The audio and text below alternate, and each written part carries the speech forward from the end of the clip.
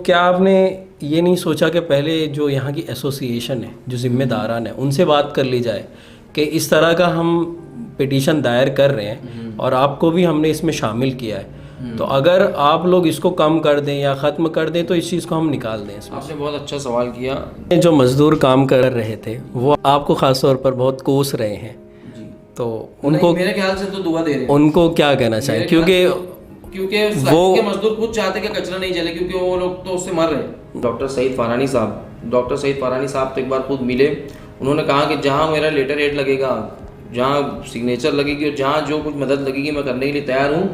मेरे यहाँ हॉस्पिटल पर एक लेडी डॉक्टर है, वो भी इससे परेशान होकर जा चुकी है। अब डॉक्टर सईद फारानी, वो जो जिनको मसीहा कौम कहा जाता मालेगांव का जी, वो भी इससे सफ़र हो रहे थे। मालेगांव शहर के सबसे नामवर डॉक्टर हैं वो। तो उन्होंने भी कहा, नसीम कुरैशी सर है फार्मेसी कॉलेज के प्रिंसिपल, उन्होंने भी, तो वो तो पूरे लेटर्स मेरे पास अवेलेबल है।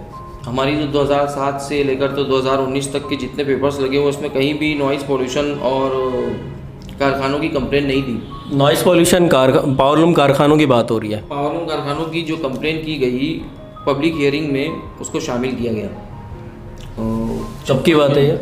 22 अगस्त 2019 को। ये हमारी पिटीशन का हिस्सा नहीं था। नाज़रीन इकराम, फ़िल वक्त मेरे साथ हैं कलीम यूसुफ अब्दुल्ला साहब, जिन्होंने नेशनल ग्रीन ट्रिब्यूनल को एक पिटीशन दायर की थी कि मालेगांव में आलूदगी का जो तनासुब है बहुत ज़्यादा हो गया है, और उसकी अहम वजह उन्होंने यहाँ के कारखानों को बताई थी, खुसूसन प्लास्टिक कारखानों और साइजिंगों को, जहाँ प्लास्टिक का इस्तेमाल होता है जलाने के लिए।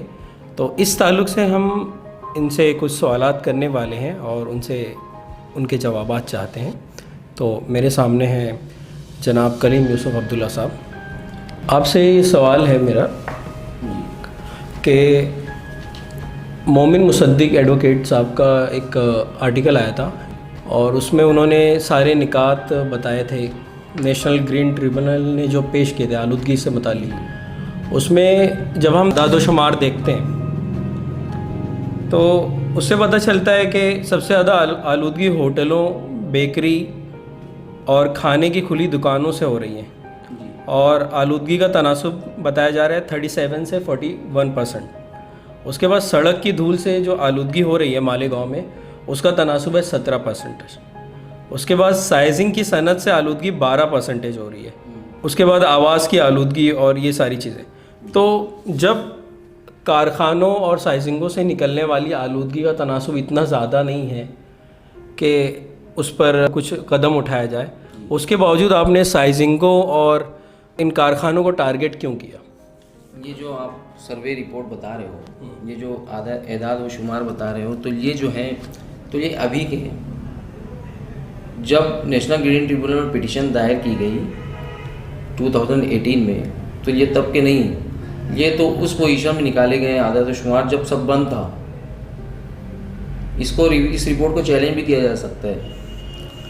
मालेगांव शहर जो है तो रेसिडेंशियल एरियाज़ के अंदर, वो तो एनजीटी के अंदर जो रिपोर्ट सबमिट हुई उसमें कहा गया है कि 128 में से 107 साइजिंग में कचरा जलाया जा रहा था। 200 से ज़ायद गिट्टी के कारखाने हैं जो रेसिडेंशियल एरियाज़ में चल रहे हैं। तो अगर एक साथ इतने ज़्यादा साइजिंगों में कचरा जलने का काम होगा और गिट्टी के कारखाने रहेंगे, तो आलूदगी का जो तनासुब है, ये सब जो रिपोर्ट सबमिट हुई है, ये तो अभी की है, फ़िलहाल की है, ये 1 महीने पहले की है, जब सब कारखाने बंद थे गिट्टी के और साइजिंगों में कचरा नहीं जलाया जा रहा था। ये सब तो तब की रिपोर्ट है। उससे पहले की रिपोर्ट का क्या? तो आपका कहना है कि पहले जो आलूदगी का तनासुब था इन साइजिंगों से निकलने वाला, जो भी ऑर्डर्स आने के बाद हुआ है, ये सब ऑर्डर्स आने के बाद लोगों ने कचरा जलाना बंद कर दिया या कम कर दिया, बल्कि छुप छुपा के जलाया भी जा रहा था। अभी 2 दिसंबर को एक वीडियो आई थी, वायरल हुई थी, कि 2 दिसंबर की रात में कचरा सप्लाई हो रहा था ट्रॉलीज़ के ऊपर। तो कचरा जो ट्रॉलीज़ के ऊपर सप्लाई हो रहा था, तो वो साइजिंग में ही जा रहा था। वो ट्रॉली वाले का इंटरव्यू भी आया था और वो कई ग्रुप्स में वायरल हुई थी वो वीडियो। तो ये जो है, तो ये तो शहर का और अपने आप का ही सब नुकसान कर रहे हैं। मेरा यहाँ सवाल ये है कि आपने कैसे तय किया कि पहले आलूदगी ज़्यादा थी और ये जो रिपोर्ट आई है तो अभी की है, तो इसमें कमी आई है चूँकि बंद हो गया। मेरे पास 150 लोगों की तकरीबन 100-150 लोगों की सिग्नेचर भी थी जब हम लोग 2000, ये लड़ाई 2007 से कानूनी लड़ाई चल रही है, ये अभी की नहीं है। ये फ्रॉम 2007 जो है तो वो तब से लेकर तो अभी तक पिटीशन में पेपर लगे हुए हैं। हमारी जो पिटीशन है वो 400 पेज से ज़्यादा की पिटीशन है वो। और महाराष्ट्र पॉल्यूशन कंट्रोल बोर्ड और मालेगांव म्यूनसिपल कॉर्पोरेशन, वो तो आप तो एनजीटी के ऑर्डर्स पढ़ेंगे ना जब पूरे, उसमें एनजीटी ने खुद इनको लथाड़ा है, महाराष्ट्र पॉल्यूशन कंट्रोल बोर्ड और मालेगांव म्यूनसिपल कॉर्पोरेशन को, कि वो जो है तो वो पुअर लाइट, यानी उनका जो किरदार अदा करना चाहिए था उनको इतने सालों में उन्होंने नहीं किया। अगर ऐसा वो लोग करते, अगर कानूनी सख्ती करते और रेसिडेंशियल इलाकों में साइजिंगों को और इनको इजाज़त नहीं देते गिट्टी के कारखानों को, तो ये सब नौबत ही नहीं आती। आज रेसिडेंशियल इलाकों में, घरेलू इलाकों में जो साइजिंगों में कचरा जलाया जाता है और गिट्टी के कारखाने, तो आप पब्लिक सर्वे करो इसका। आपने पब्लिक सर्वे किया है? पब्लिक सर्वे हम तो खुद उसके सफ़रर हैं, हम खुद सफ़र कर चुके हैं। मेरे वालिद साहब को इतनी तकलीफ़ है, पूरे मोहल्ले वालों को इतनी तकलीफ़ है। देवी के मल्ला, दरेगांव, दयाना, मालदा आप जाकर सर्वे करो, वहाँ के लोगों की परेशानी जानो। बहुत से लोग डर के आगे नहीं आते, लेकिन आपको बोलेंगे कि नहीं मेरा नाम मत बोलना, लेकिन ये मुझको तकलीफ़ है। तो ये सब पूरी मालेगांव में तकलीफ़ है लोगों को। एडवोकेट मुसद्दिक जो है तो मोमिन मुजीब साहब के फर्जंद है, हमारे बहुत अच्छे रिलेशन है उनसे, तो आप उनसे भी खुद पूछो कि अगर मालेगांव के अंदर 128 साइजिंगों में से 107 साइजिंगों में कचरा जलाता है, वो पाया गया, वो रिपोर्ट के अंदर लिखा हुआ है, तो क्या वो आलूदगी नहीं पैदा हुई उससे? टनों में कचरा जलता है। लेकिन तनासुब तो कम बताया। मालेगांव एक पेपर की रिपोर्ट, इंग्लिश पेपर की मैं रिपोर्ट की कटिंग दूंगा आपको, उसमें लिखा हुआ है कि 200 ट्रक्स रोज आना कचरे की मालेगांव में आती है, यानी कचरे का सेंटर, इंपोर्ट का सेंटर बन गया मालेगांव। जिस तरह से नीरी की रिपोर्ट पे अभी हम भरोसा कर रहे हैं कि ये तनासुब जैसे वो बता रहे हैं, तो आप बिल्कुल कर सकते हैं। तो ये तो अभी का सर्वे है। पहले का, अगर वो ऐसा पहले किस कमेटी ने इस तरह का सर्वे किया है? जैसे नीरी ने अभी किया, उन्होंने ही रिपोर्ट पेश की, तो इससे कबल आपने कैसे अंदाज़ा लगाया? मैं समझ नहीं पा रहा हूँ। इससे पहले हम सांस ही नहीं ले पा रहे थे लोग। देवी के मल्ला, दरेगांव, दयाना, मालदा जो है, तो वहाँ के लोग आपने तो उस चीज़ को सबूत बनाया जाएगा क्या? उस चीज़ को सबूत तो नहीं बनाया जा सकता ना कि आप सांस नहीं ले पा रहे। नीरू की जो रिपोर्ट है, नीरी की, उसने सबमिट की होगी एनजीटी को, राइट? वो अभी सबमिट की है। नीरी पहले, नीरी का नाम और निशान नहीं। हाँ, तो उनकी तरफ से गालबन ऑर्डर आए होंगे नीरी को। नीरी को किसने कहा यहाँ पे सर्वे के लिए? नेशनल ग्रीन ट्रिब्यूनल में जब अपील की गई, तो नेशनल ग्रीन ट्रिब्यूनल ने एक ज्वाइंट कमेटी बनाई, जिसमें central pollution control board, state pollution control board यानी Maharashtra pollution control board, Malegaon municipal corporation, इनकी कमेटी बनी। उनका सर्वे, उन्होंने सर्वे किया। वो सर्वे के बाद जब इनको लगा कि फिर कोर्ट ने ऑर्डर किया कि एक पब्लिक हियरिंग भी ली जाए। इन्होंने पब्लिक हियरिंग लिया। किस कोर्ट ने ऑर्डर दिया? NGT court. National green tribunal के अंडर ही में सब हो रहा है, उनके ऑर्डर पे जुडिशियल सब प्रोसेस चल रहा है। तो नेशनल ग्रीन ट्रिब्यूनल के ये प्रोसीजिंग में जो जॉइंट कमेटी है, उन्होंने पब्लिक हियरिंग रखा था 22 अगस्त 2019 को मराठा दरबार में जी। उस पब्लिक हियरिंग में भी पब्लिक ने बहुत कंप्लेन की। तो क्या वो भी कहाँ की पब्लिक थी? ये कौन सी पब्लिक थी? मालेगांव की पब्लिक। नहीं, कौन से एरिया की लोग? ये भी सारे एरियाज की। आप पूरी रिपोर्ट पढ़ सकते तो उसमें से कुछ अफराद के नाम बता सकते हैं? पब्लिक हियरिंग की नोटिस आई थी और उसके अंदर कई अफराद ने कंप्लेन की है। वो तो सैकड़ों कंप्लेन गई है, मेरे ख्याल से वो 300-350 कंप्लेन है। तो नीरी को क्यों और कैसे आना पड़ा? नीरी को अपॉइंट इन्होंने शायद बाद में किया, क्योंकि पब्लिक हियरिंग में नॉइज़ पॉल्यूशन की कंप्लेन को ऐड कर दिया गया। हमारी जो 2007 से लेकर तो 2019 तक के जितने पेपर्स लगे हुए, उसमें कहीं भी नॉइज़ पॉल्यूशन और कारखानों की कंप्लेन नहीं थी। नॉइज़ पॉल्यूशन पावरलूम कारखानों की बात हो रही है। पावरलूम कारखानों की जो कंप्लेन की गई पब्लिक हियरिंग में, उसको शामिल किया गया। कब की बात है ये? 22 अगस्त 2019 को। ये हमारी पिटीशन का हिस्सा नहीं था। जब मराठा दरबार में समाअत हुई, उसके बाद जब मुझको मालूम हुआ कि इसमें पावरलूम को भी घसीटा जा रहा है, तो हमने कलेक्टर को, Maharashtra pollution control board, central pollution control board और एनजीटी को खुद लिखा कि इसको एज ए सप्लीमेंट्री केस हमारी पिटीशन में ना लिया जाए, क्योंकि मालेगांव शहर में लाखों लोगों का रोज़गार पावरलूम इंडस्ट्री से जुड़ा हुआ है और हमको इसके अचानक शामिल होने से साजिश की बू आ रही है। कुछ वो पॉलिटर्स हो सकते हैं जो अपने बचाव के लिए जिन पर एक्शन हो रहा था, तो उन्होंने सोचा होगा, हो सकता है, तो या फिर कुछ अननोन पर्सन्स ने जो कंप्लेन उसमें तो वीडियोस में है कि बंच भी दे रहे हैं कंप्लेन का, तो हमने नहीं चाहते कि मालेगांव की पावर लूम इंडस्ट्री के ऊपर कोई एक्शन हो, तो हमने कहा एनजीटी से। तो ये चीज़ जो शुरू हुई है 2007 में शुरू हुई है। 2007 में जब मालेगांव शहर में प्लास्टिक गिट्टी के कारखाने और प्लस साइजिंगों में जब कचरा जलाने का अमल शुरू हुआ तो बहुत ज़्यादा धुआं आता था। तो उसके खिलाफ मेरे वालिद साहब डॉक्टर सईद फ़ारानी साहब तो एक बार खुद मिले। उन्होंने कहा कि जहाँ मेरा लेटर हेड लगेगा, जहाँ सिग्नेचर लगेगी और जहाँ जो कुछ मदद लगेगी मैं करने के लिए तैयार हूँ। मेरे यहाँ हॉस्पिटल पर एक लेडी डॉक्टर है, वो भी इससे परेशान होकर जा चुकी है। अब डॉक्टर सईद फ़ारानी, वो जो जिनको मसीहा कौम कहा जाता मालेगांव में जी, वो भी इससे सफ़र हो रहे थे। मालेगांव शहर के सबसे नामवर डॉक्टर हैं वो। तो उन्होंने भी कहा, नसीम कुरैशी सर है फार्मेसी कॉलेज के प्रिंसिपल, उन्होंने भी, तो वो तो पूरे लेटर्स मेरे पास अवेलेबल है, आप रिकॉर्ड चेक कर सकते हैं, आप पिटीशन में लगे हुए हैं वो पेपर्स।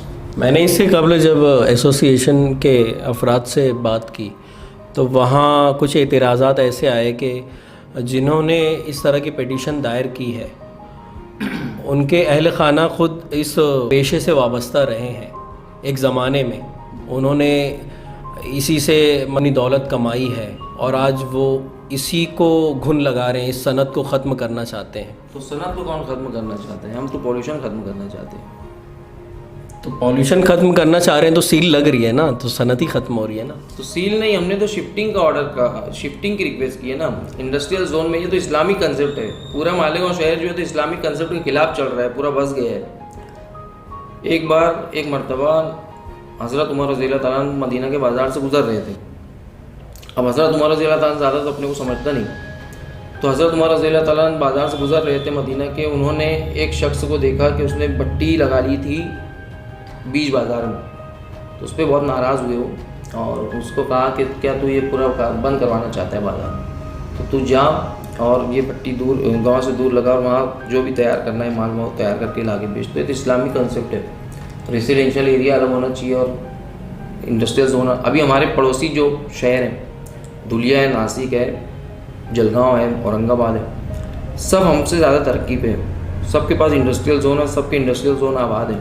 तो ये भी मिसाल ले सकते हैं आप। एतराज़ असल में सामने ये आया है कि पहले ये सनतें थी, बाद में लोग आकर बसना शुरू हुए, उन्होंने इसको पेशा बनाया, रोज़गार के लिए लोग आए और बसना शुरू हो गया आसपास। पहले तो ये साइजिंगें थी, अकेली खड़ी थी। हमारे पावर लूम का की सनत है ये। इस सनत में मेरे वालिद साहब का बहुत बड़ा कंट्रीब्यूशन है। तकरीबन 1.25 लाख से 1.5 लाख पावर लूम के परमिट हमारे वहाँ से बने हुए हैं, उनके ऑफिस से बने हुए, उन्होंने खुद बनाए। तो लगे हाथ जब पावर लूम कारखानों का भी नाम आ गया है तो जाहिर है कि आप पर एतराज़ आएगा कि आप लोगों ने उसको एज अ पेशा अपनाया, उससे वाबस्ता रहे, फिर आप ही लोग उसको ख़त्म करने के चक्कर में, क्योंकि जैसे कि आपने बताया पहले पावर लूम का उसमें जिक्र नहीं था, पावर लूम कारखाना नॉइस पॉल्यूशन की वजह से सप्लीमेंट्री जो आप कह रहे हैं वो क्या है? वो पब्लिक हियरिंग के अंदर कुछ पब्लिक ने, कुछ आवाम ने, कुछ अननोन पर्सन्स ने उसमें पावर लूम की कंप्लेंट की है। तो लोगों का यही कहना है कि उनको वेरीफाई किया जाए कौन है वो लोग। आपने जिस चीज़ से कमाया है अब लोगों को आप वो चीज़ करने देना नहीं चाह रहे। नहीं, हमने कभी कचरा जला के थोड़ी पैसा कमाया। पावर लूम कारखाने भी, हमारा एतराज़ सिर्फ पावर लूम इंडस्ट्री के ऊपर, पावर लूम इंडस्ट्री पे नहीं है। हमारा एतराज़ सिर्फ और सिर्फ कचरा जलाने वाली साइजिंग और प्लास्टिक गिट्टी कारखाने जो घरेलू इलाकों में चलते हैं उनके ऊपर है। अच्छा ये बता दीजिए पिटीशन में आपने क्या क्या लिखा है, क्या क्या कहा है, एक मुख्तसरन बता दीजिए। पिटीशन के अंदर जो मालेगांव के मसाइल हैं, ख़ास तौर से पॉल्यूशन का और जो नदी में जो गंदा पानी जाता है फिर वही पानी हम पीते हैं, तो उसके बारे में अभी कोर्ट ने ऑर्डर भी जारी किए हैं। जॉइंट इंस्पेक्शन कमेटी की पेश की गई रिपोर्ट के रोशनी में तो मालेगांव की जो बेसिक मसाइल हैं, बुनियादी मसाइल, तो उनके हल के लिए जैसे कि मेटालिक रोड्स रहना चाहिए यहाँ पे, उसके डेवलपमेंट के लिए ऑर्डर है। ट्री प्लांटेशन की कमी है, हमने उसमें वो भी कहा था कि 5 लाख दरख्त लगने चाहिए मालेगांव शहर में, तो इंशाल्लाह उसका भी ऑर्डर है। ये ऑर्डर मेरे हाथ में है दोनों, और अभी फाइनल ऑर्डर्स तो आने बाकी है। अतिक्रमण की सफाई, क्योंकि अतिक्रमण की वजह से जो ट्रैफिक कंजेशन होता है तो उसमें भी बहुत ज़्यादा पॉल्यूशन होता है ट्रैफिक जैम की वजह से। 1 लीटर की जगह 2-2, 3-3 लीटर जाता है। उसके अलावा जो है तो सीवेज ट्रीटमेंट प्लांट, नदियों में जो गंदा पानी जा रहा है उसके लिए, और solid waste management, dumping ground के लिए। हमने तो डंपिंग ग्राउंड को शिफ्ट करने के लिए भी कहा है, क्योंकि वहाँ पे 11,000 जो मकाना बन रहे हैं गरीबों के लिए बने, अभी अंडर कंस्ट्रक्शन है और बहुत ख़राब काम हुआ है वो, उसके खिलाफ भी हमने पिटीशन दाखिल की है। घरकुल योजना जो गरीबों का हक मारा गया हज़ारों फैमिलीज़ का, उसके बारे में तो कोई कुछ बोलता नहीं मालेगांव शहर में। कोई पॉलिटिशियन और या कोई, क्योंकि वो उसके अंदर बहुत ज़्यादा मोर देन 150 करोड़ के से ज़्यादा का करप्शन हुआ है उसमें। तो हमने वो उसके लिए खिलाफ भी पिटीशन डाली है कि उसकी चेकिंग की जाए, उसका इन्वेस्टिगेशन किया जाए। वो बहुत कमज़ोर बिल्डिंग से कभी भी गिर सकती है और फ्लड जोन में बनी हुई है वो।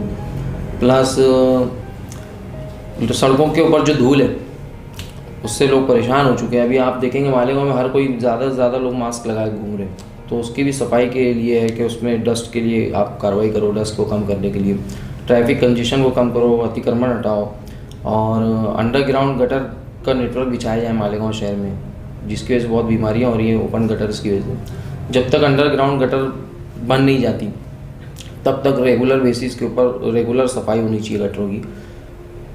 कचरा डेली बेसिस पे उठना चाहिए और कचरे का जो डंपिंग ग्राउंड है उसको शिफ्ट करने का ऑर्डर आ सकता है। वैसे सॉलिड वेस्ट मैनेजमेंट जो खाद बनाने का प्रोजेक्ट होता है तो वो तो स्टार्ट हो रहा है और भी बहुत से काम है।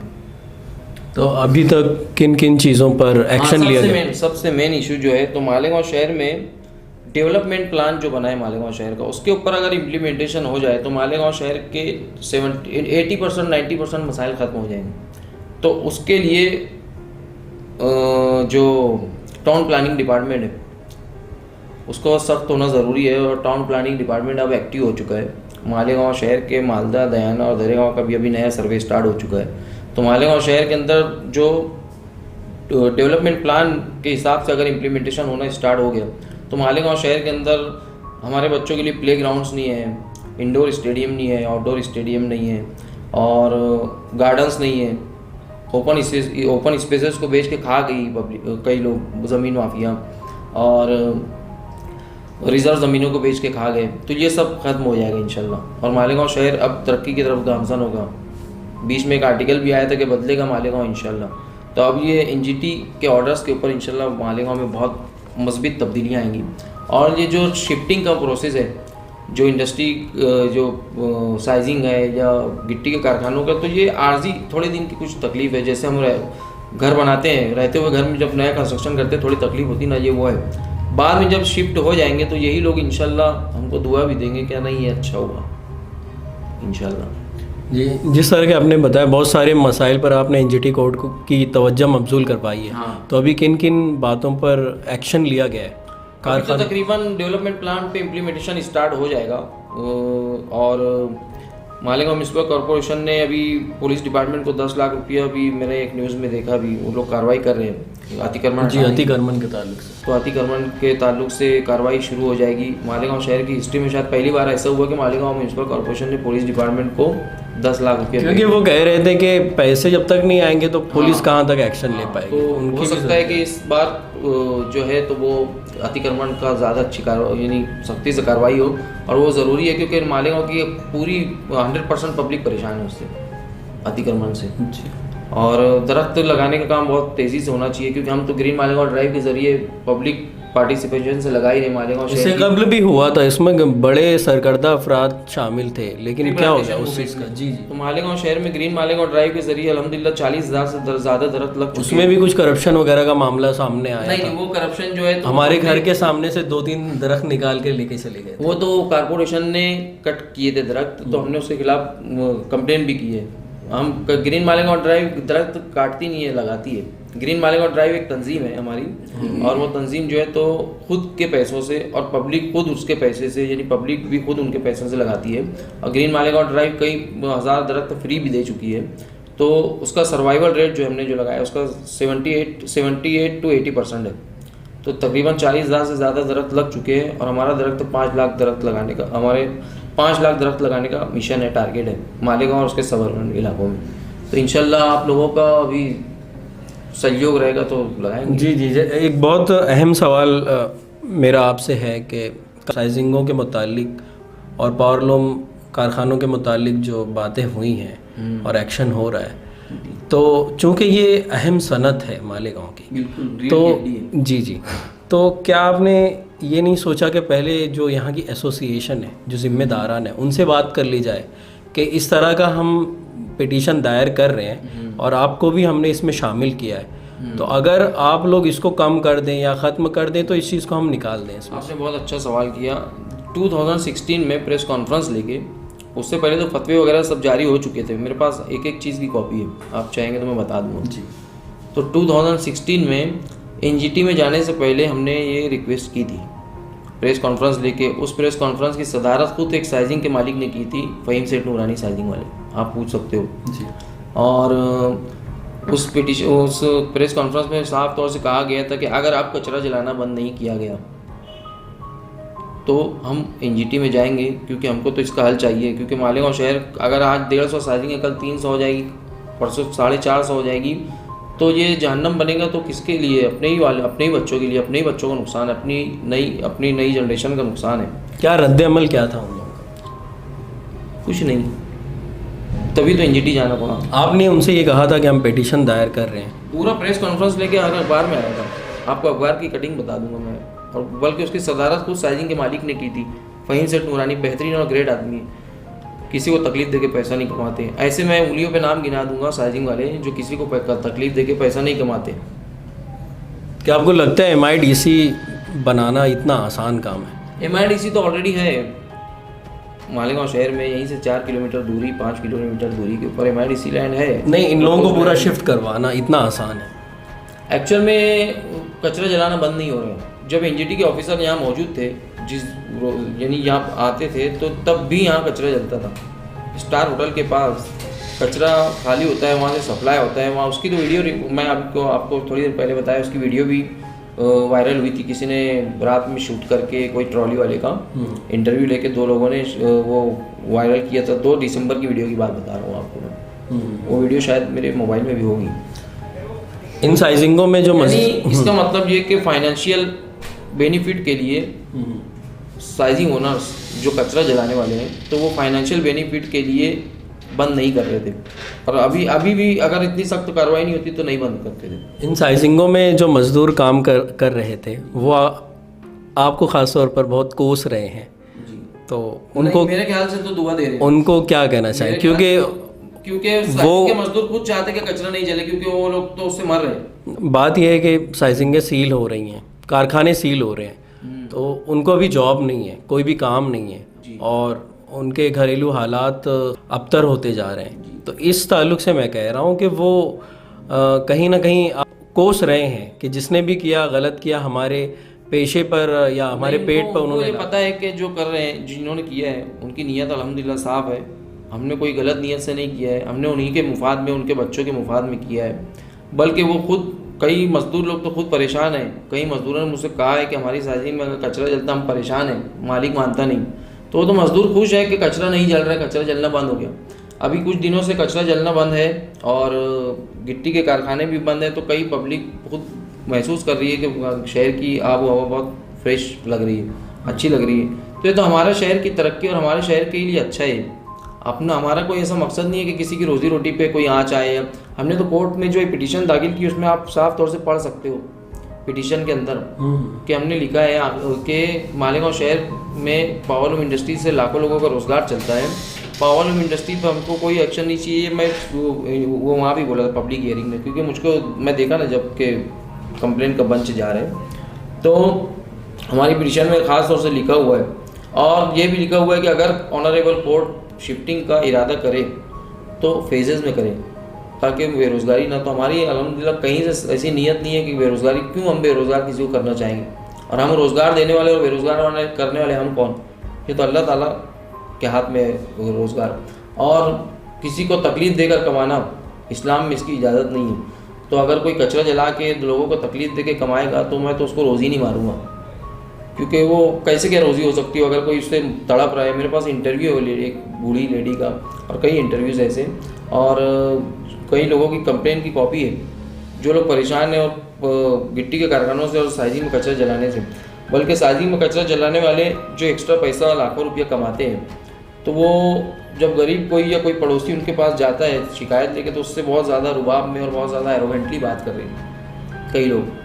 बल्कि वो बूढ़ी औरत जो है ज़ैनब साजिन के बाजू वाली, उसका भी इंटरव्यू में उसका इंटरव्यू बताऊंगा आपको। तो सेठ लोग ऐसी बात करते हैं कि जो जो करना है कर लो और हम देख लेंगे। ये तो गलत बात है ना, ये तो जुल्म है, कमज़ोरों पर और गरीबों पर जुल्म है।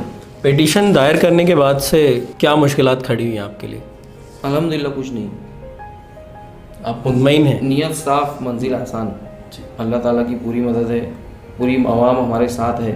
मालेगांव शहर की आवाम भले कुछ सियासी प्रेशर में या कुछ इंडस्ट्रियलिस्ट रिश्तेदारियों की प्रेशर में सामने नहीं आते, लेकिन हर कोई अंदर से, क्योंकि हम ना कोई हमारा कोई पॉलिटिक्स से कोई इशू रिलेशन है ना कुछ, हम सिर्फ बिलखुसूस मेरे वालिद साहब जो है तो पब्लिक अवामी मुफाद में, ताकि लाखों लोगों की ज़िंदगी ख़राब ना हो, हमारी नस्लों की ज़िंदगी ख़राब ना हो, उसके लिए कर रहे हैं। आवाम को क्या मैसेज देना चाहेंगे? मालेगांव की आवाम के जहन में जो तासुर आ गया है कि जिसने भी किया है बहुत गलत किया है और हमारे पेट पर लात मारी, तो एक बाजार के जहन में तासुर नहीं, ये हम सुन रहे हैं लोगों से कि बेरोजगार हो गए, कारखाने बंद है, तो हम अब कहाँ जाएं? तो आप क्या पैगाम देना चाहेंगे? ये मेरा आखिरी सवाल है कि उन लोगों को किस तरह मैं सिर्फ ये पैगाम देना चाहूँगा कि हर तकलीफ के बाद एक राहत है। रिस्क के देने वाली ज़ात अल्लाह की है, उस पर पूरा भरोसा रखना चाहिए। और जो कचरा जलाना शहर में बंद हो रहा है और गिट्टी के कारखाने इंशाल्लाह शिफ्ट हो जाएंगे, उसके लिए ऑर्डर भी आ चुके हैं ज़मीन के लिए। तो इंशाल्लाह अनकरीब हर तकलीफ़ के बाद जैसी राहत होती है वैसी राहत आएगी और इंशाल्लाह हमारा शहर और तरक्की की तरफ गामज़न होगा। और जो हम कमा रहे हैं हमारे बच्चों के लिए, और जो साइरिंग वाले भी हैं, जो गिट्टी के कारखाने वाले भी हैं और जो मज़दूर भी हैं, तो ये जो कमाना है तो ये हमारा अब दवाखानों में खर्च नहीं होगा इंशाल्लाह हमारे बच्चों में, बल्कि इनकी तालीम पर और इनके अच्छे रहने सहने पर और खाने पीने पर खर्च होगा, जो दवाखानों पे खर्च हो जाता था लाखों रुपया। तो इंशाल्लाह इससे शहर तरक्की करेगा, इंडस्ट्रियल जोन बसेगा, उसमें दूसरी और भी इंडस्ट्रीज़ आएंगी, मालेगांव में रोज़गार बढ़ेगा इंशाल्लाह। आज तक अगर मालेगांव शहर में इंडस्ट्रियल जोन को अगर आबाद किया जा चुका होता तो मालेगांव शहर में आज लाखों लोगों को रोज़गार मिलता था दूसरी इंडस्ट्रीज़ के ज़रिए भी। लेकिन मालेगांव की जो सियासत है और सियासी पर्सनैलिटीज़ है मालेगांव की, तो उन्होंने आज तक ऐसा होने नहीं दिया, क्योंकि उनको 500 रुपये में ख़रीदना होता है वोटर्स को। तो मैं ये कहता हूँ कि मालेगांव शहर में जब इंडस्ट्रियल जोन स्टार्ट हो जाएगा, आबाद हो जाएगा, तो मालेगांव शहर बहुत स्पीड में तरक्की करेगा और हरा भरा और बेहतरीन और खूबसूरत शहर होगा इंशाल्लाह। बहुत बहुत शुक्रिया आपका।